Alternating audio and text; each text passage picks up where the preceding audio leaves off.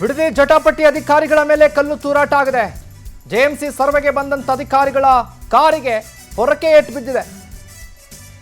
ಸರ್ವೆಗೆ ಬಂದ ಅಧಿಕಾರಿಗಳ ಕಾರಿನ ಗ್ಲಾಸ್ ಪುಡಿ ಪುಡಿಯಾಗಿದೆ. ಬಿಡದಿ ಟೌನ್ಶಿಪ್ ಅನ್ನ ವಿರೋಧಿಸಿ ಪ್ರತಿಭಟನೆ ತೀವ್ರಗೊಂಡಿದೆ. ಬಿಡದಿಯಲ್ಲಿ ಜಿಬಿಡಿಎ ವಿರುದ್ಧ ರೈತರು ಆಕ್ರೋಶ ಭುಗಿಲೆದ್ದಿದೆ. ಬಿಡದಿಯ ಭೈರಮಂಗಲ ಗ್ರಾಮದಲ್ಲಿ ಪೊರಕೆ ಏಟು. ಉದ್ರಿಕ್ತ ರೈತರನ್ನ ತಡೆಯೋದಕ್ಕೆ ಪೊಲೀಸ್ನವರು ಹರಸಾಹಸವನ್ನ ಪಟ್ಟಿದ್ದಾರೆ. ನೋಡ್ತಾ ಇದ್ರ ದೃಶ್ಯಾವಳಿಗಳಲ್ಲಿ ಬಿಡದಿ ಟೌನ್ಶಿಪ್ ವಿರೋಧಿಸಿ ರೈತರು ಹೋರಾಟವನ್ನ ಮಾಡ್ತಾ ಇದ್ರಲ್ಲ, ಇವತ್ತು ಅಧಿಕಾರಿಗಳು ಆ ಒಂದು ವ್ಯಾಪ್ತಿಯಲ್ಲಿ ಬಂದು ಸರ್ವೆಯನ್ನ ಮಾಡೋದಕ್ಕೆ ಬಂದಿದ್ರು. ಜೆಎಂಸಿ ಸರ್ವೆಗೆ ಬಂದಂತ ಅಧಿಕಾರಿಗಳ ಕಾರಿಗೆ ಪೊರಕೆ ಏಟು ಬಿದ್ದಿದೆ. ಕಾರಿನ ಗಾಜುಗಳು ಎಲ್ಲವೂ ಕೂಡ ಪುಡಿ ಪುಡಿ ಆಗಿದೆ. ರೈತರು ಆಕ್ರೋಶವನ್ನ ವ್ಯಕ್ತಪಡಿಸಿದ್ದಾರೆ. ನೋಡಿ ಯಾವ ರೀತಿ ಅಂತ ಅಂದ್ರೆ ಉದ್ವಿಗ್ನ ವಾತಾವರಣ ಉಂಟಾಗಿತ್ತಾವಲ್ಲಿ. ಆಕ್ರೋಶಗೊಂಡಂತ ರೈತರು ಕಾರಿನ ಮೇಲೆ ಏಕಾಏಕಿ ಕಲ್ಲು ತೂರಾಟ ನಡೆಸಿದ್ದಾರೆ, ಪೊರಕೇಟನ್ನ ಕೊಟ್ಟಿದ್ದಾರೆ. ಉದ್ರಿಕ್ತ ರೈತರನ್ನ ತಡೆಯೋದಕ್ಕೆ ಪೊಲೀಸ್ನವರು ಹರಸಾಹಸವನ್ನ ಪಟ್ಟಿದ್ದಾರೆ. ಅಲ್ಲಿ ಯಾವ ಪೊಲೀಸ್ನವರು ನೋಡಿಲ್ಲ, ಏನು ನೋಡಿಲ್ಲ, ರೈತರು ಎಳೆದಾಕ್ಬಿಟ್ಟಿದ್ದಾರೆ. ಎರ್ರ ಬಿರ್ರಿ ನಿರಂತರವಾಗಿ ಈಗಾಗಲೇ ಕೂಡ 450 ದಿನಗಳಿಗೂ ಹೆಚ್ಚು ಹೋರಾಟವನ್ನ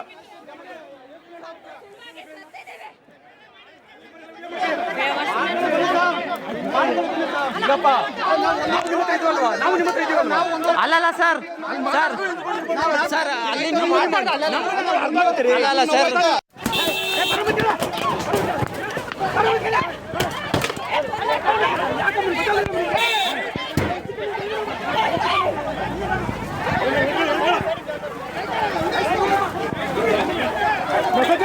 ಇನ್ನೊಂದ್ಸಲ ಬಂದ್ಗಿಂದ್ರಿ.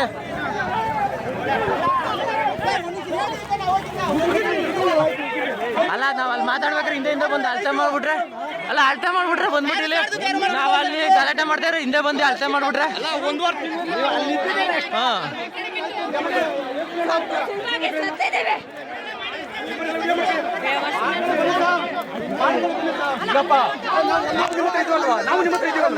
ಅಲ್ಲಲ್ಲ ಸರ್ ಸರ್ ಸರ್ ಅಲ್ಲಲ್ಲ ಸರ್ ಸಲ ಬಂದ್ಗಿಂದ್ರಿ.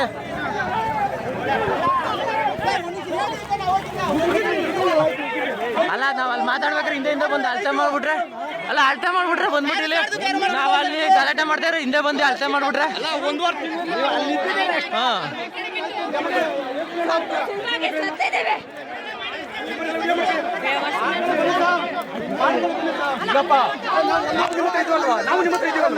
ಅಲ್ಲಲ್ಲ ಸರ್ ಸರ್ ಸರ್ ಅಲ್ಲಲ್ಲ ಸರ್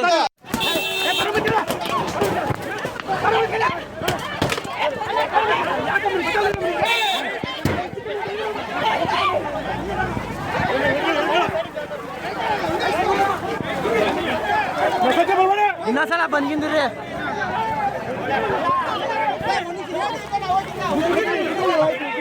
ಅಲ್ಲ ನಾವ್ ಅಲ್ಲಿ ಮಾತಾಡ್ಬೇಕ್ರೆ ಹಿಂದೆ ಬಂದು ಅಳತೆ ಮಾಡ್ಬಿಟ್ರೆ, ಅಲ್ಲ ಅಳತೆ ಮಾಡ್ಬಿಟ್ರೆ ಬಂದ್ಬಿಟ್ಟಿಲ್ಲ. ನಾವ್ ಅಲ್ಲಿ ಗಲಾಟೆ ಮಾಡ್ತೇವ್ರಿ, ಹಿಂದೆ ಬಂದು ಅಳತೆ ಮಾಡ್ಬಿಟ್ರೆ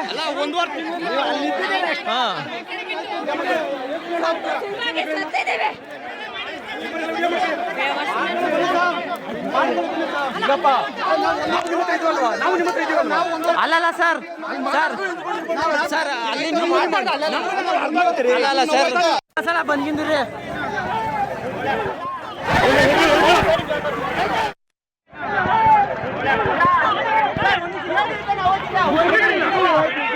ಅಲ್ಲ ನಾವ್ ಅಲ್ಲಿ ಮಾತಾಡ್ಬೇಕ್ರೆ ಹಿಂದೆ ಬಂದು ಅಳತೆ ಮಾಡ್ಬಿಟ್ರೆ, ಅಲ್ಲ ಅಳತೆ ಮಾಡ್ಬಿಟ್ರೆ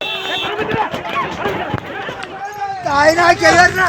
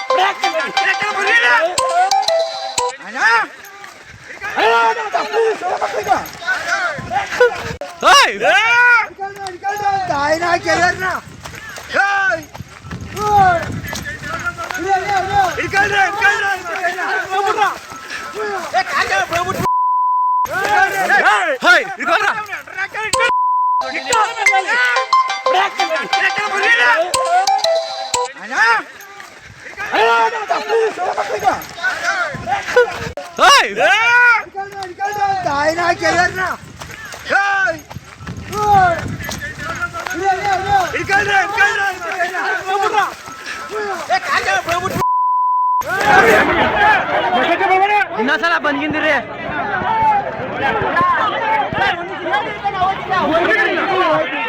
ಅಲ್ಲ ನಾವ್ ಅಲ್ಲಿ ಮಾತಾಡ್ಬೇಕಾದ್ರೆ ಹಿಂದೆ ಬಂದು ಅಳ್ತೆ ಮಾಡ್ಬಿಟ್ರೆ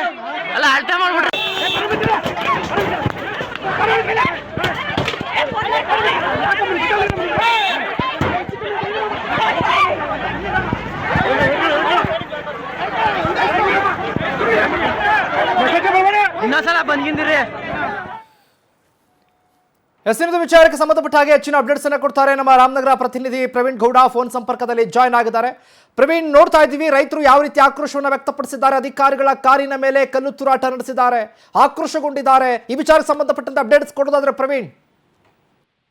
ಖಂಡಿತ ಶಿವಕುಮಾರ್, ಬಿಡದಿ ಟೌನ್ಶಿಪ್ ನ ಜಟಾಪಟಿ ಜೋರಾಗಿರುವಂತದ್ದು, ಪರ ವಿರೋಧ ಚರ್ಚೆ ಕೂಡ ಜೋರಾಗಿತ್ತು. ಆ ನಿಟ್ಟಿನಲ್ಲಿ ಇವತ್ತು ಅಂದ್ರೆ 2ನೇ ಹಂತದ ಅಂತಿಮ ಅಧಿಸೂಚನೆಯನ್ನ ಮಾಡಲಿಕ್ಕೆ ಜಿಎಂಸಿ ಸರ್ವೆಯನ್ನ ರೈತರ ಜಮೀನುಗಳಲ್ಲಿ ಮಾಡಬೇಕಾಗಿತ್ತು. ಆ ನಿಟ್ಟಿನಲ್ಲಿ ಬೆಳಗಿನ ಅಧಿಕಾರಿಗಳ ತಂಡ ರೈತರ ಜಮೀನಿಗೆ ಬಂದಿದ್ರು. ಆ ಸಂದರ್ಭದಲ್ಲಿ ರೈತರು ಕೂಡ ಆಕ್ರೋಶವನ್ನ ವ್ಯಕ್ತಪಡಿಸಿದ್ರು. ಒಂದಷ್ಟು ಕಾಲ ಬೈರಮಂಗಲ ಗ್ರಾಮದಲ್ಲಿ ರಸ್ತೆಯನ್ನ ತಡೆದು ಪ್ರತಿಭಟನೆಯನ್ನ ನಡೆಸಿದ್ರು. ಯಾವುದೇ ಕಾರಣಕ್ಕೂ ಜಿಎಂಸಿ ಸರ್ವೆ ಮಾಡ್ಲಿಕ್ಕೆ ಅವಕಾಶವನ್ನ ನಾವು ಕೊಡೋದಿಲ್ಲ, ಸಿಎಂ ಜೊತೆ ಸಭೆಯನ್ನು ನಡೆಸಬೇಕು, ಜೊತೆಗೆ ಒಂದಷ್ಟು ವಿಚಾರಗಳಿದೆ, ನಂತರ ಬರಲಿ ಅನ್ನೋ ವಿಚಾರವನ್ನ ಪ್ರಸ್ತಾಪ ಮಾಡಿದ್ರು. ಅದಾದ್ರೂ ಕೂಡ ರೈತರ ವಿರೋಧ ನಡುವೆ ಕೂಡ ಇವತ್ತು ಅಧಿಕಾರಿಗಳ ತಂಡ ಜಿಎಂಸಿ ಸರ್ವೆ ಮಾಡ್ಲಿಕ್ಕೆ ಜಮೀನಿಗೆ ಬಂತು. ಆ ಸಂದರ್ಭದಲ್ಲಿ ರೈತರು ಕೂಡ ಸಹಜವಾಗಿ ಆಕ್ರೋಶವನ್ನ ವ್ಯಕ್ತಪಡಿಸಿರುವಂತದ್ದು. ಬಂದಂತ ಅಧಿಕಾರಿಗಳ ಮೇಲೆ ಪೊರಕೆಯನ್ನ ಎಸೆದು ಆಕ್ರೋಶವನ್ನ ವ್ಯಕ್ತಪಡಿಸಿ, ಜೊತೆಗೆ ಅಧಿಕಾರಿಗಳು ಬಂದಿದಂತ ಕಾರನ್ನ ಗ್ಲಾಸ್ ಅನ್ನು ಕೂಡ ಪುಡಿ ಮಾಡಿ ತಮ್ಮ ಆಕ್ರೋಶವನ್ನು ವ್ಯಕ್ತಪಡಿಸಿರುವಂತದ್ದು.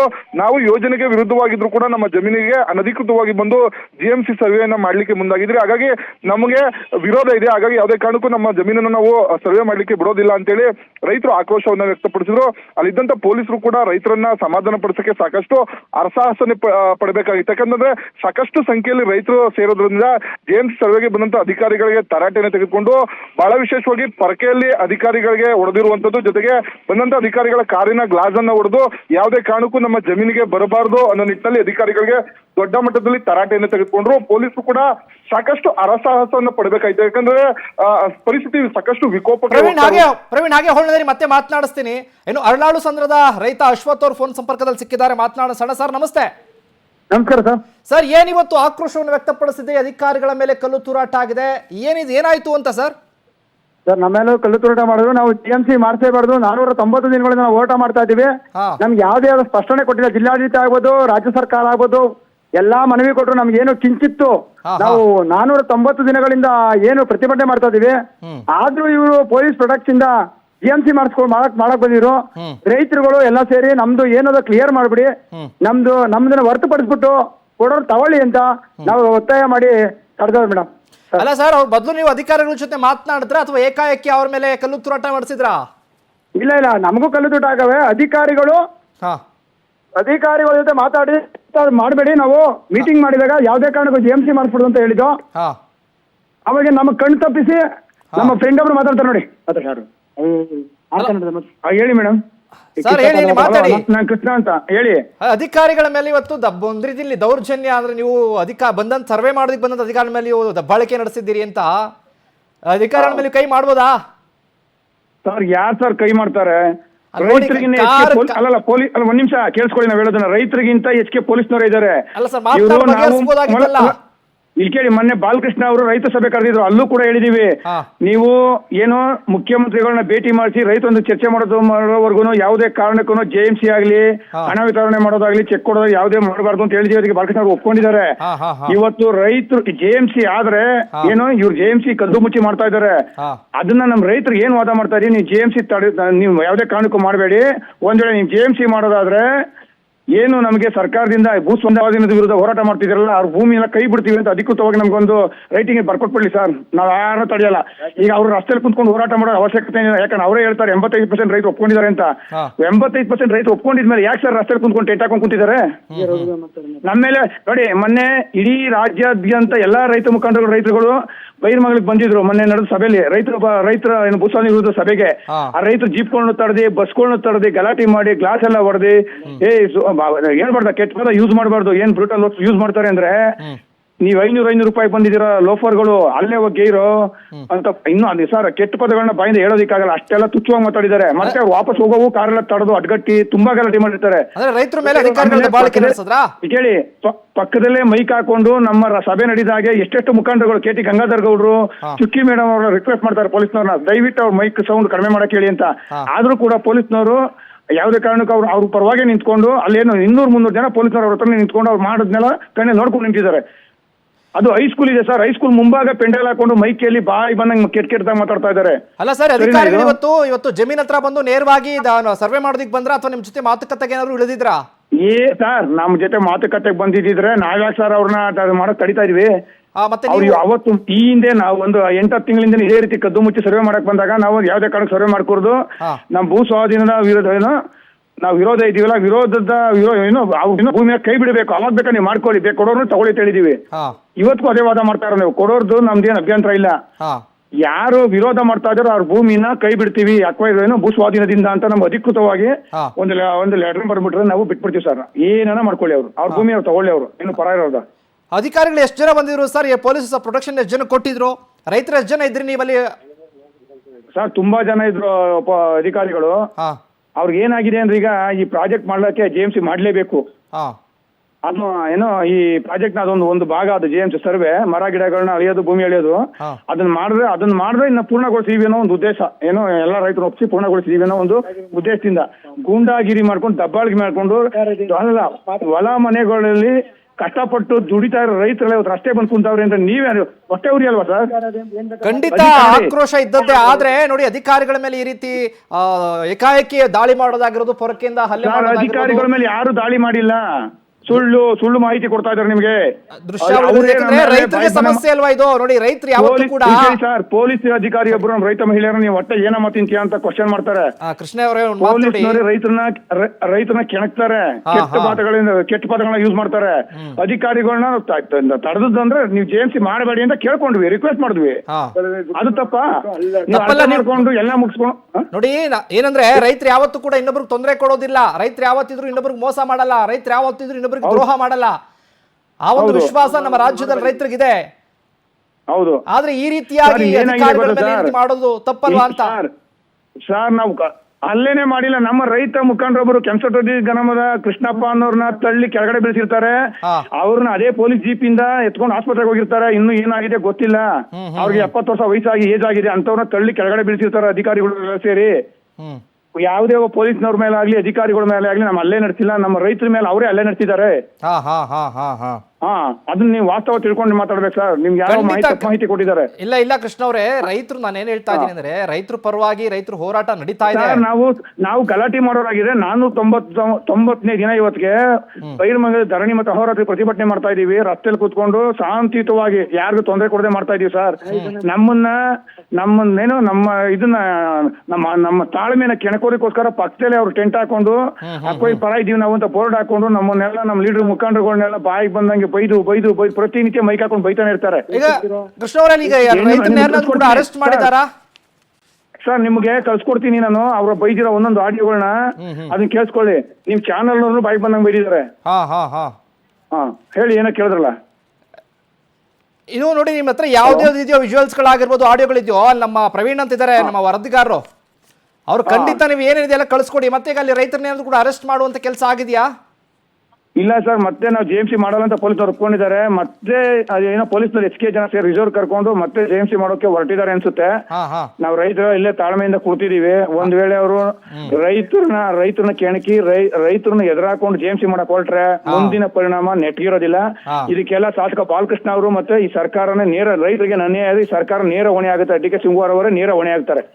ನೋಡಿ ಕೃಷ್ಣ ಅವರೇ, ಖಂಡಿತವಾಗ್ಲೂ ಪವರ್ ಟಿವಿ ಯಾವತ್ತೂ ಕೂಡ ನ್ಯಾಯಯುತ ಹೋರಾಟದ ಪರವಾಗಿರುತ್ತೆ, ನಿಮ್ಮ ಪರವಾಗಿರುತ್ತೆ. ಅನ್ಯಾಯದ ವಿರುದ್ಧ ಹೋರಾಟ ನಿರಂತರವಾಗಿರುತ್ತೆ. ನಾವು ಮೊದಲೇ ಹೇಳ್ತೀವಿ ಇದು ನಿಮ್ಮ ಶಕ್ತಿ ಅಂತ. ನಿಮ್ಮ ಪ್ರತಿನಿಧಿನ ಇಲ್ಲಿ ಕಳ್ಸ್ಕೊಡಿ, ಬೇಕಂದ್ರೆ ವಾಸ್ತವ ನೋಡಿ ಮಾತಾಡ್ಲಿ. ಅವ್ರು ಇನ್ನೂ ಊಟ ಇಲ್ಲ ಸರ್ ನಮ್ಮ ರೈತರಿಗೆ. ಅವರಾದ್ರೂ ಪೊಲೀಸ್ನವರಾದ್ರೂ ತರ್ಸ್ಕೊಂಡ್ ತಿಂತಾರೆ, ಅಧಿಕಾರಿಗಳು ಬಿರಿಯಾನಿ ತರ್ಸ್ಕೊಡ್ತಾರೆ. ನಮಗೆ ರೈತರು ಅನ್ನ ಸಾಂಬಾರು ಇಲ್ದ ಮರದಡೆ ಕೂತಿದೀವಿ ಸರ್, ನೀರು ಇಲ್ದಿರ. ಸರ್ ಒಬ್ಬ ಆಫೀಸರ್ ಹೇಳ್ತಾನೆ ಸರ್ವೆ ಮಾಡ್ತಾನೆ, ಫೈಲ್ ಹಿಡ್ಕೊಂಡವನೆ. ಒಬ್ಬನ ಕೇಳ್ಬಿಟ್ಟು ಇದ್ ಮಾಡ್ರಿ, ಇನ್ನೊಬ್ಬ ಅಲ್ಲಿ ಹೇಳ್ತಾನೆ ಫೈಲ್ ಹಿಡ್ಕೊಂಡು ನಾನ್ ಜಮೀನೋನ್ರಿ, ಜಮೀನನ್ನು ನಿಂದೇನ್ ಡಾಕ್ಯುಮೆಂಟ್ ಅಂದ, ನಂದು ಆಧಾರ್ ಕಾರ್ಡ್ ಕೊಡ್ತೀನಿ ಸರ್ ಅಂದ್ರೆ, ನಿನ್ ತೋರ್ಸ್ಬಾ ಅಂದ್ರೆ ಇಲ್ಲಿ ಬಂದಾದ್ಮೇಲೆ ಏನ್ ಮಾಡ್ರು, ಪೊಲೀಸರು ಕರ್ಕೊಂಡಿದ್ದೆ ಕಾರಿಸ್ಬಿಟ್ರು ಜಲ್ದಿ. ಈ ಸುಳ್ಳೆಲ್ಲ ಹೇಳ್ತಾರ ಸರ್ ಅವರು ಅಧಿಕಾರಿಗಳು.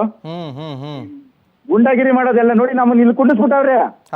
ಆ ಕಡೆ ಕಾರ್ ಮುಟ್ಬಿಟ್ಟು ಸರ್ವೆ ಮಾಡ್ತಾವ್ರ ಲೆಕ್ಕ ಹಾಕಿ ಮನೇಲೋಗಿ. ಸರ್ ಇಲ್ಲಿ ಏನಾಗಿದೆ ಅಂದ್ರೆ, ಹಲೋ ಹೇಳಿ ಮಾತಾಡಿ ಸರ್. ಈಗ ಈ ಸರ್ಕಾರ 2023 ಅಧಿಕಾರಕ್ಕೆ ಬಂದಾಗಿಂದಾನು ಇದೇ ಆಗ್ಬಿಟ್ಟಿದೆ. ರಾಮನಗರದಲ್ಲಿ ಏನೋ ರಾಮನಗರ ಜಿಲ್ಲೆನ ಬೆಂಗಳೂರು ದಕ್ಷಿಣ ಜಿಲ್ಲೆ ಅಂತ ಮಾಡಿದ್ರು. ಏನು ವಿದೇಶಿ ಬಂಡವಾಳದಾರರಿಗೆ ಹೂಡಿಕೆದಾರರಿಗೆ ಅನುಕೂಲ ಮಾಡ್ಕೊಳ್ಳೋಕೋಸ್ಕರ, ರಿಯಲ್ ಎಸ್ಟೇಟ್ ದಂಧೆ ನಡೆಸೋದಕ್ಕೋಸ್ಕರ. ಇಲ್ಲಿ ಏನು 26 ಹಳ್ಳಿಗಳ 2 ಪಂಚಾಯತ್ ಇಲ್ಲಿ 2700 ಗೋಮಾಳ ಇದೆ. ಆ ಗೋಮಾಳನ ಕಬಳಿಸೋ ಒಂದು ಹುನ್ನಾರ ಸರ್ ಇದು. ಸರಿಸುಮಾರು 1 ಲಕ್ಷ ಕೋಟಿ ವ್ಯವಹಾರ ಇದು ಅಲ್ವಾ ಸರ್?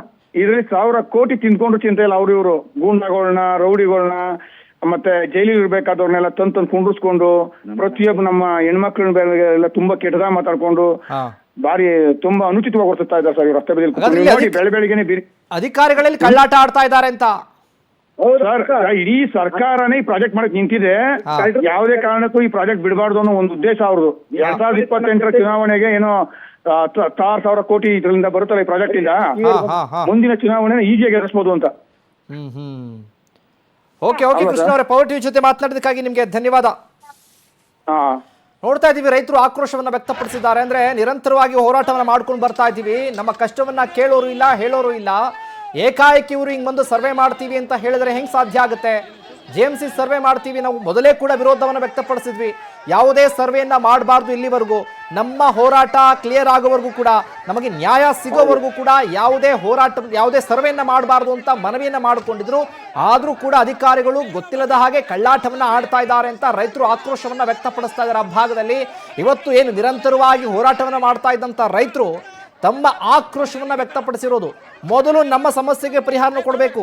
ನಾವಿದ್ದ ಜಾಗ ನಿರಂತರವಾಗಿ ಊಟ ಇಲ್ಲ, ತಿಂಡಿ ಇಲ್ಲ, ನೀರಿಲ್ಲ, ಹೋರಾಟ ಮಾಡ್ತಾ ಇದ್ದೀವಿ. ನಮ್ಮನ್ನ ಬಿಟ್ಟು ಏಕಾಏಕಿ ಇವರು ಸರ್ವೆಯನ್ನ ಹೆಂಗೆ ಮಾಡ್ತಾರೆ? ಮೊದಲು ಯಾರು ಆ ಒಂದು ಭಾಗದಲ್ಲಿ ರೈತರು ಒಪ್ಕೊಂಡಿದ್ದಾರಲ್ಲ ಅವ್ರ ಜಮೀನು ವಶಪಡಿಸ್ಕೊಳ್ಳಿ, ಯಾರು ಒಪ್ಕೊಂಡಿಲ್ಲ ಅವರ ಜಮೀನನ್ನ ಬಿಟ್ಟು ಬಿಡಬೇಕು ಅಂತ ಸರ್ಕಾರ ಮೊದಲು ಆದೇಶವನ್ನ ಹೊರಡಿಸಬೇಕು ಅನ್ನೋದು ಅಲ್ಲಿನ ರೈತರ ಆಗ್ರಹ ಆಗಿದೆ.